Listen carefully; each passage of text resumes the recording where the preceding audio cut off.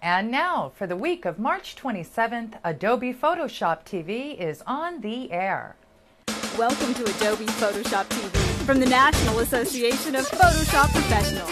And here's your hosts, the Photoshop guys, Scott Helby, Dave Cross, and Matt Klaskowski.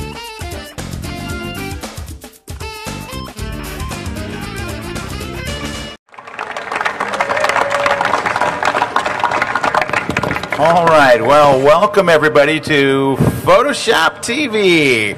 This week, Photoshop TV is brought to you by Wacom, makers of the world's only widescreen graphics tablet. Also, iStock Photo, makers of the fastest growing collection of royalty-free stuff. And the fine folks over at Peach Press, they're right over there, and they bring you many fine graphic design books. Also, B&H Photo Video. It's a place where I go to get all my camera. We all buy all of our camera gear there. Greatest place in the world. They're over there. We're not used to this. In the studio, we don't really basically have the vendors in the room with us, but they are all here today. And B&H Photo, go check them out at bhphoto.com, or literally just walk over there. And finally, the Epson Print Academy, where Epson is here as well. So it's epsonprintacademy.com. Well, I want to welcome everybody. For those of you viewing this at home and in prison, we are coming to you live from Photoshop World down in Miami. Of course, we've been talking for weeks that we would be down here, and now we finally are. And I just want to let you know, for those of you who watch at home and you think that the show is kind of loose and things and all, you have no idea the level of loose that this is going to be, because the one that you normally see is going to look rehearsed compared to what you see today. So we're just going to have some fun. We've all brought some tips. We've got a great show put together for you. And Dave, what'd you bring for us this week? I have a little tip showing how to use Camera Raw and smart objects to do just amazing things that will make blood vessels explode in your brain. Okay, sounds good. Like Matt? I have a tip on using Camera Raw and smart objects that is... Wait a minute, that's my tip. You took mine. I'm going to use a smart object to create a template. So, create a template one. Hey! Gunfire on the show floor. Never a good sign. I won't do that tip then. Yeah. Someone apparently I'm going to do a tip on how to create a template and how to make a template so you don't have to create anything anymore. You fill in a new photo and it's done. I'm not doing anything smart at all. I'm doing a bunch of dumb tips, but they have various and sundry pixels in them at all times. I'm doing an advertising tip, and if I have time, I've got a tip from my new channels book. So those two things. So Mr. Cross, will you start us off? And I didn't really get to introduce you because I didn't do my formal introductions. We usually start the show by introducing them, and I don't want to do the whole big fancy thing. So, ladies and gentlemen, please welcome, representing the wonderful country of Canada, Dave Cross. Good day, everyone, as we like to say in Canada. Hey. And rockin' the housekeeping. You knew I was going to say it. It's Matt Klaskowski. Good afternoon. All right, so let's get to the tips. Dave brought a tip, and that means we make Dave go first. Right. Okay, then. Let me go first. I have a tip which is mine and belongs to me. No, it's not actually mine at all, but I thought it was a pretty cool idea because it does a couple of things that lets you see how you can take advantage of Camera Raw, but also doing it as a smart object so you can update on the fly. So I've got a document already open. I'm in Adobe Bridge, and I'm going to choose to place in Photoshop, which will put it into my existing document. But since it's Camera Raw, it's got to open that first to tell me how do you want to adjust the image. So I'm going to adjust the image. First of all, I'm just looking at the model in the photo and not worrying about the other stuff, so make a few little adjustments to it. I'm just going to do a little small adjustment and go ahead and open that, and now it'll apply, of course, those Camera Raw settings, and it'll put it into my document. Now, since it is a smart object, it's very smart because it didn't make it too big. In fact, it made it a little on the small side. So I can scale it up a little bit if I wish to, and then hit enter, and if I pull in my layers palette so the people at home can see it, you'll see that the little smart object logo appears there to tell you this is an editable file. So I have adjusted this one for the person in the photo, but now I want to have the ability, for example, I want the sky to look a little better. And rather than try and go back and forth, I'm going to actually do it this way. It's a very simple way to do it. I'm going to go to Smart Objects and choose to make a new smart object via copy, which means it's still a smart object, but it's not just duplicating the same thing. If I just said duplicate, I'd get two copies of exactly the same Camera Raw settings. because I did it this way, it looks like the same photo, doesn't it? But no. If you double click to edit the smart object, it goes back to camera raw and says, I'll edit this one separately than the other one. So now, for example, like I said, I'm just going to look at the sky at this point and really bump up the saturation. I want the sky to look a lot bluer than it was before. So now I've edited that camera raw version of the same file. So basically I have two layers, one that I've edited for the sky, but all the other colors look a little blown out. So I'll do this really quickly. Obviously you would do it with much more caution and care, but I'm going to make a really quick selection. I'll probably just actually add a bit more in, like this. And then within that selection, I want to get just the blue of the sky. So by making a small selection first, I've told Photoshop, that's the area I want you to focus on. Now I'll go back and choose Select Color Range, which lets me pick in that blue area. And let's just lower this down a bit. I'm trying to get just all the blue, like that. And then click on the Add Layer Mask button. So now I have two different versions of the camera raw file. If I hide this one, you can see there's a slight difference in the sky. It's pretty subtle, so let's do one more time. Double click, go back, and I'll really push it up a lot now so you can really see the results, where it's going to make all the rest of the photo look really bad. Remember, I've got a layer mask that will affect it. So now it updates the camera raw file like that, and see how now the sky looks that much better. But because of the layer mask, it's allowing me to adjust both ones separately. So the key to that is, when you go to duplicate that smart object, don't just choose duplicate, because you'll end up with exact copies. You want to use this command called New Smart Object via Copy, and that way it makes the same photo two different camera raw settings you can apply. There you have it. Unbelievable. Ludicrous. The crowd is thrilled. They're on their feet. All right, I'm going to go ahead and do mine. Mine is a tip that is kind of more of a commercial photography tip. Hey, before I do the tip, I just want to mention, now what's going to happen is when viewers watch us around the world, they're going to see me holding this microphone and they're going to write stuff on our blog like, that's supposed to be on your lapel. Well, I want you to let you hear what it sounds like when it's on my lapel, so you'll know why I'm holding it in my hand. So that's why I was holding it up, because so I know that this is supposed to be attached to your lapel. We get assaulted anytime something like that happens in our blog. I can see the wire. I can see the wire. I can't watch anymore. The wire. Okay, so we get emails exactly like that. And now we're going to get millions of emails like that. All right. The reflection in the glass one. Oh, yeah, the reflection. We had that one. That they saw a reflection in the glass and they couldn't watch anymore. So distracting. They actually took a screen capture of it and circled the person's reflection in the glass to show to us the person in the glass. So we now have a new slogan. Hey, it's free. That's our slogan. Our new slogan is, it's free. All righty. Hey, we should always have a studio audience. I love this. I hate holding the mic, but I love these people. Okay, so here we go. One-handed approach here. It's going to be everything. Oh, yeah, this is going to be interesting. Want me to hold it for you? No, I'm fine. I'm fine. Okay, it's not a very good tip, don't worry. It only takes one hand. Okay, we're going to do a product shot kind of thing. And we're starting off with this really bad background. It's kind of yellow and it's kind of bad. So we're going to open up the product that we're going to put on there. And the product is right here. It's this little makeup kit. So I'm just going to drag it over and drop it in the middle of my document like that. Or I'll move it up a little bit like that. All right. That's not the tip. Thank you, though, Dave. That's...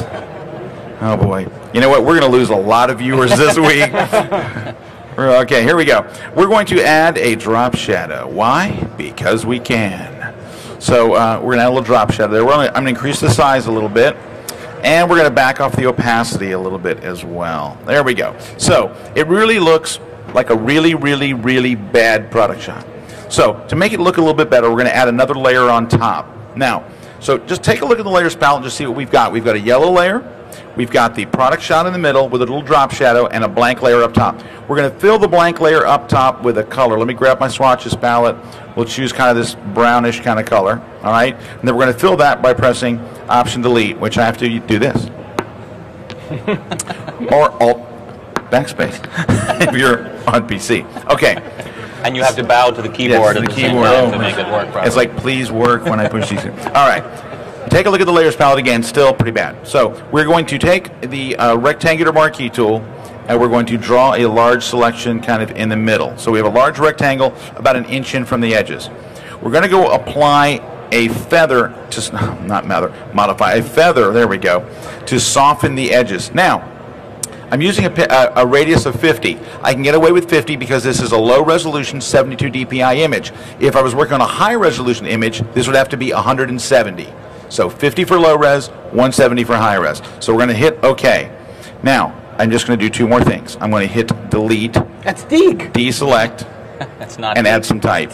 And you get that. An instant Look at little product shot. And it looks like, oh, you're very kind. It looks kind of like that when you're done. And of course, for the viewers at home, it looks kind of off-centered. really bad. But I'll save that, so I'm going to save it so later I can do stuff. Now it's time. No, we need No, to. no. Follow the outline. Oh, I'm sorry, you're right. Hey, you know what? We don't usually get the luxury of having such a professional outline when we do this. You know, back in the day, we have producers and things that are always yelling at us and Little screaming. signs, we're like writing. Yeah, signs and all kinds of terrible stuff. But yeah, they're not here today. It's us. Okay. So last week we had a contest. Yes, I remember as that. we often do. And because we want to make sure everyone has a chance to enter, because the show, obviously, we're filming today, but the show is still on in other parts of the world. So people still have a chance to answer. Wait a minute, how are we going to, because if we give them the answer now, We can't give we can't give them the answer now. So when you tune into the show next week, you'll get the answer to this week's question, which was last week, because this week we have a new question for next week's. I know. The guy's out there going, what? No, he doesn't even know. I don't even know. There's So no way you can know. Don't instead, feel what bad. we're going to do is, through the magic of post-production, magically, sometime right about now, last week's winner's name will be superimposed on the screen. And Sure it also, will. the answer to last week's question right about now. I know this is thrilling for all of you in the audience to imagine. Our a video black editor screen. likes it just as much, too. Yeah. Oh, she loves Just to it. listen to the whole thing now. Poor Tammy. So here's what we're going to do. We're going to, for viewers at home, we're going to come back in just a few moments. At what we're going to normally we have a little commercial and the Photoshop news. But this time we're going to do is treat our viewers at home to a little tour of Photoshop World. So we'll be back in like 10 minutes. We're just going to walk around and film. No, we're not going to do that. We're going to film that part tomorrow. But again, post-production, it'll appear magically. So we'll be right back after this brief pause.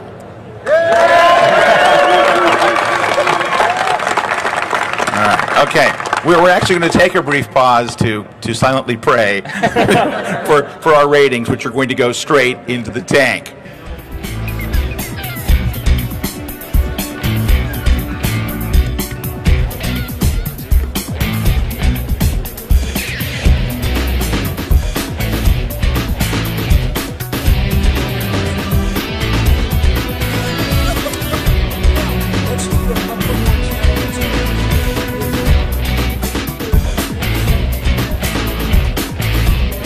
All right, we're back, and now it's time for this week's Dave's Photoshop Trivia question. And I have a simple little question for you, and don't shout it out if you know in the audience, because that would give it away to everyone. We can talk about that later. Where, in what palette, would you find an option called Show Tool Hints? And if you know the answer, Matt will, I'm sure, gladly tell you where to send that answer or how to enter our lovely contest. I will. You'll go to photoshoptv.com and you'll see on the right-hand side a link that says Contest Entry. Click on that button, send in your contest entry by March 31st at 12 p.m. Eastern. Well For done. A You too wonderful can mystery be- prize. Yeah, you'll get some really good prize, so enter, and I'm sure We it'll be always good have- and nice. We have no idea We what always it is, have but good it'll prizes. be, We have it'll great be very prizes, good. but we don't know what they are, so it may be well- like a bag of chips. A t-shirt. It'd be a t-shirt. T-shirt. All right, now it actually is time for Matt to give us a tip. Matt, you brought us a tip? I did, and I'd first like to say, did you see when Dave Cross did his tutorial? Did you see how nice he went through and how smooth? That is Dave Cross all the time. We call him He one is. take Cross He because is. no matter what he does it the first take. And often we'll have to do things multiple times, me and Scott. Yeah, just like twice. And Dave, Every 5 minutes. and Dave will say the same exact thing the next time. It's one take Cross. So I will not be that way. Sorry. Hey, can I interrupt before he starts? Because I got to tell you something really cool. You know, seeing Matt, you there, Matt. Matt introduced a brand new book here at Photoshop World. It's called the Photoshop CS2 Speed Clinic. And it just came out literally today. Brand new book, just came out today. Now, I would tell you to go over to the official bookstore and buy it, but I believe it's already sold out. So it came in today. Everybody bought them all up, but they will have some more if you go to Amazon.com or BarnesandNoble.com or any of the .coms that sell books, I don't know if they're going to have any here by day after tomorrow, but they have sold out of Matt's books. I've talked about this book on the show for those of you who are at home and can't run over to the official bookstore to find out they're sold out. But it is an amazing book. Matt did a great job. The whole book is on automating Photoshop, making it faster. It's got scripting. It's got actions. It's got stuff that I've never seen in any other book. So kudos to Matt for selling out the house key. Thank you. Thank you for everybody who bought it today, too. I can't see Matt on the screen at all here. Oh, no, we can't see me on the screen. Oh, we can't see Matt. Hold on. Oh, I know why. Oh, he knows why. Do something. I got to do my little... He has to do his function key thing. thingy. Yeah. Come on. There we go. There we go. All right. Perfect. All right, Ski. Oh, this is bad. Okay, we'll get it here. Chat amongst yourselves. Yeah, just chat for a second. Yeah, really. People at home are going. Okay, now we're good. Oh, this is Photoshop TV. Downhill. Huh? I'll never watch again. All right. So Scott talked about the book. Thank you very much. And in the book, there's a chapter on smart objects. So Dave did a smart object tip. I'm going to do another one.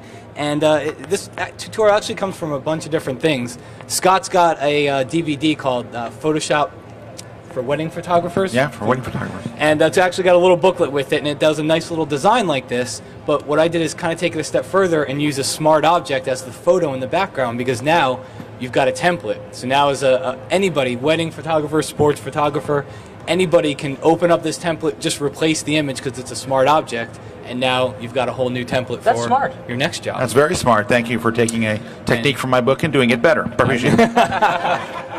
No problem. All right, so this is what we're going to end up with. So let's go ahead and we will start from scratch. Missed it. I'm going to do the good. one-handed thing. What's that? That's okay. Go ahead. You did it so fast. You said, "Here's what we had," and I looked around and it was already gone. So I'll just wait in great anticipation. For slow people like Dave Cross. There we go. I'm ready. Okay. Thank you. These Appreciate people that. are just like, go on with it. All right, so let's create a new document here. I'm going to create a 5x7 document, and I'm going to go to File, go down to Place. Now here's the thing. When you're working with smart objects, the best way to do it is just always use File Place, because that way you know whatever you bring into Photoshop is always going to be a smart object. So I'll choose Wedding 1, and this is going to be fun. I'm going to have to put this back. Let Michael hold the hold it. You hold the shift key for him. Yeah. So I'm going to choose, I'm just going to bring this photo in and extend it out so the... Oh, I should have known. Extend it out so it fills up the whole screen here. Next thing I'll do is make a selection with the rectangular marquee tool, kind of in the top half of the photo here. Let's get our layers palette. That's pretty much all we'll be using here. And you can see when I place that photo in, it's got that little icon in the bottom right of the layers palette there. That means it's a smart object. So I got that selection. I'm going to do Control or Command, Shift, and I, and that's going to invert the selection. So now everything else is selected but that small rectangular area. I'm going to go down to the bottom of the layers palette and choose Hue Saturation. Add a Hue Saturation Adjustment layer. Move that out of the way. I'm going to click on Colorize. And here's the settings. It'll give you a nice little tinted effect here. 50, 25, and 50. And click OK. Now what's cool about using that Hue Saturation Adjustment, if you don't like that color, your client changes their mind, somebody changes their mind, you just double click on it, and now you can go in there and change the color later if you want to. But we'll stick with that color. All right, so now we've got that little tinted background effect. Next thing I'm going to do is Control or Command click on that layer mask. And you're going to see what it does is it selects everything that's white on that layer mask. And I want it to go back to that rectangular selection. So just Control, Shift, and I again. And that inverts the selection back to that rectangle. Create a new layer, and then just fill it with black. And press Control or Command and D, and that deselects. And now we're going to add a layer style to this. So double click on the layer. That opens up the Layer Styles dialog. And the first thing that I want to do here is I'm going to add a stroke layer style. And you can see we've talked about this before. We all love red as the default stroke, but nobody else does. Perfect. So unfortunately we have to change it to black or white as much as we like red. But I'm going to change this to white. Click OK. And then bump the size up here. But notice something that happens on the outside. See the edges get all round on the outside here? So I'm going to change position to inside. Not click OK yet. That was close. Not click OK yet. Go to blending options, and then take that fill opacity, drag it all the way. Sorry. What are you doing? Sorry. Drag the fill opacity from 100 all the way down to 0. And you see what it did in the photo over here? See how it makes it? You can now see through the back here. I'm not trying to do anything. Okay. Start fighting up here. I get your arm's getting tired. No, it's beating back. All right. So the next thing we do here is I'm going to add an outer glow layer style to it. And the default is yellow. I'm going to change that to black. Now here is where the one take cross, it's not one take matte. So here's where we normally, I might stop, but I'm not going to stop. I'm going to uncheck outer glow. We want to add an inner glow here. Inner glow. Inner glow Yes. works much better. Much better. Now the color, yeah, exactly. I was testing you guys. Now the color is yellow, so let's change it to black. Click OK, and then change blend mode to multiply. The last thing you do here is just bump the size up. If you take a look at the photo over here on the left, you can see that it gives it that almost a little vignetting effect in here. And then just click OK. Last thing you'd want to do is just maybe add some type and just put maybe the date of the wedding or whatever. Put your type into place here, and now you got a nice little template for a wedding. Are you giving me a 1 minute thing? Everything's done. Jeez. All right, so your template's done. This is what you'd give to a client. This is what you'd print off. But now you open it up for another client. It's 2 weeks later, a week later, tomorrow, and you've got that smart object layer. Just go to layer, go down to smart objects, and go to replace contents. And then just find another photo, double click it, and now you've got the same template, but with just another photo. Yay! And it's a smart object. That's just so smart. Isn't it? All right. But here's the cool thing. I forgot to show something. Can I keep going? Here's the cool thing. You can add a layer mask to that smart object layer, and now you can go in there and you can crop it. You can paint in edges. Dave showed a painterly edge tip earlier in the day, but you can go in there and paint edges in here, and you can do it on a layer mask. Your smart objects still retain that layer mask, so that's important to remember here. You can always put a layer mask on there. Very nice. Very Now nice. I'm done. All right. Well, guys, we have wound up our live version of Photoshop TV here. Again, for those of you who tuned in late at home, please come back next week. Don't judge it based on this show. Yes, this was what this was we did a lot of drinking before we came in here. No, it's we're here live at the show floor at Photoshop World, and we're having a great time. You guys having fun at Photoshop World? Great. I really do like this live audience thing, so we will miss you guys all next week. But for everybody watching at home, we'll be back in the studio next week. We'll have prizes and all kinds of fun stuff and all of the regular insanity that goes on here at Adobe Photoshop TV. On behalf of myself, Scott Kelby, and Mr. Dave Cross. See you next time. Mr. Matt Koloskowski. See you next time. I want to thank all of our sponsors who are all here at Photoshop World, including B&H Photo Video and Wacom, iStockPhoto.com, the Epson Print Academy, and Peach Pit Press. Thank you guys. We'll see you next week on Adobe Photoshop TV. See ya.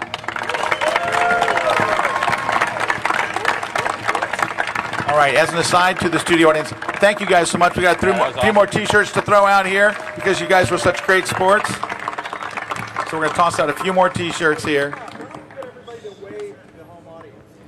Oh, how Larry wants to get everybody to wave to the home audience. And look, now it's a standing ovation, actually, so it gets better all the time. Here we go. So throw some T-shirts there. Hey, look, there are people that are waving. I don't think they're really waving. I think they mean, I'm over here, is what they mean. I think that's what they mean. Oh, good snag, dude.